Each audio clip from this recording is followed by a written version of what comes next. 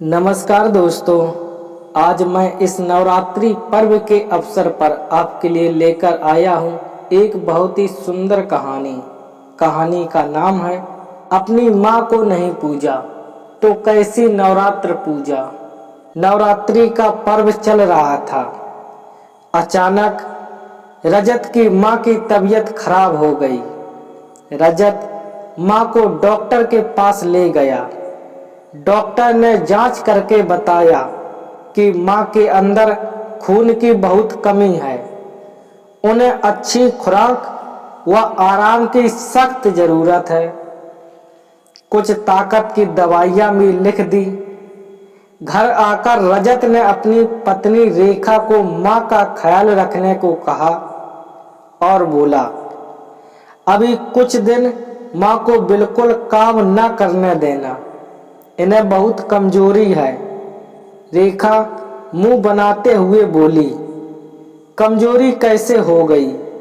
सुबह शाम अच्छे से पूरा खाना खाती हैं और अब इस उम्र में कितना खाएंगी? रजत ने कहा। डॉक्टर ने दूध व फल भी लेने के लिए बोला है। रेखा ने दूध व फल की बात सुनते ही महंगाई का रोना शुरू कर दिया। फलों के दामों को तो आग लगी हुई है। बच्चों के लिए ही मुश्किल से ला पाते हैं। ऐसा नहीं था कि रजत ने रेखा और बच्चों को कोई चीज की कमी रखी थी। बस माँ के लिए कुछ करने को बोलता तो रेखा 10 खर्चे गिनवा देती। रजत माँ को दवा देकर ऑफिस चला गया। रेखा नवरात्र के 9 दिन व्रत रखती थी। सारा दिन आराम करती थी। सासू माँ वैसे भी सारा घर का काम संभालती थी, जैसे डस्टिंग करना, बाथरूम धोना, धुले हुए कपड़े समेट कर रखना, एक समय का खाना बनाना, रात का किचन समेटना आदि। रेखा तो बस जो काम वाली काम कर जाए, बाकी किसी काम को हाथ नहीं लगाती थी।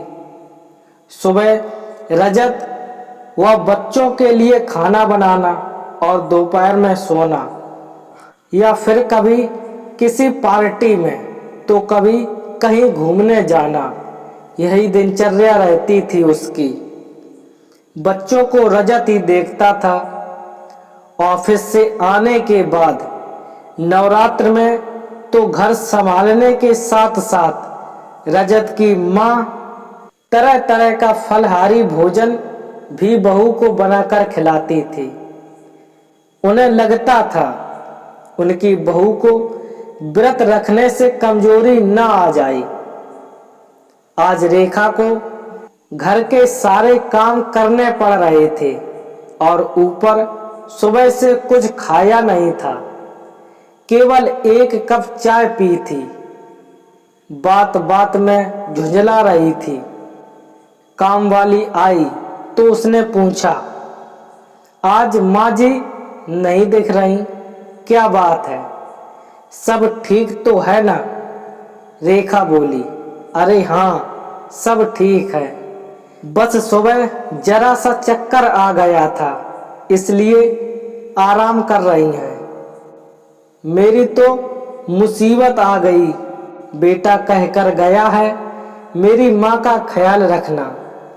अब मैं घर के सारे काम करूं तो देवी माँ की पूजा कब करूंगी? फिर मैंने 9 दिन के व्रत का मान रखा है। सबका अलग अलग खाना, वो अपना व्रत का खाना कैसे करूंगी सब? इन्हें भी अभी खटिया पे पड़ना था। नवमी पूज लेते फिर पड़ जाती। रात को गरबा भी खेलने जाना था। नवरात्र का सारा मजा खराब कर दिया। काम वाली बाई पुरानी थी, वह जानती थी कि रजत की माँ ऐसे बैठने वालों में से नहीं है। वो तो बुखार में भी काम करती रहती थी। आज कुछ ज़्यादा ही तबीयत खराब हुई होगी।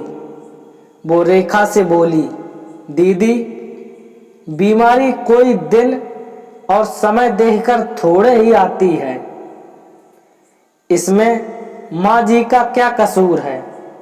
रजत की माँ बिस्तर पर पड़े पड़े सब सुन रही थी। उनकी आंखों में आंसू आ गए, ये सोचकर कि रोज मैं इसको बनाकर खिलाती थी, सब काम करती थी तो सब ठीक था, आज काम करना पड़ रहा है तो इतना सुना रही है। मैं एक दिन में ही बोझ लगने लग गई। आज नवमी का दिन था। रजत ने ऑफिस से छुट्टी ले ली थी। सोचा एक तो कन्या पूजन करना है और दूसरा रेखा को भी काम में मदद हो जाएगी। सब प्रसाद समय से तैयार हो गया। पूजा भी मुहूर्त के अनुसार हो गई। कन्याएं भी आ गईं। रेखा एक दिन पहले ही सबको आने के लिए बोल आई थी।